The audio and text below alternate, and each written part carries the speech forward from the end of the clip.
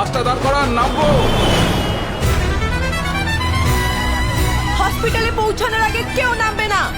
আজ বাজি যখন জীবনের, রূপাইয়ের বাসও থামবে না।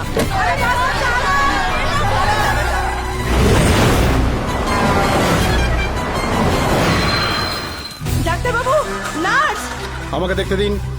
Nurse, nurse. ক্রিটিক্যাল অবস্থা ডক্টর, ওকে রেডক্স ইনজেক্ট করছি।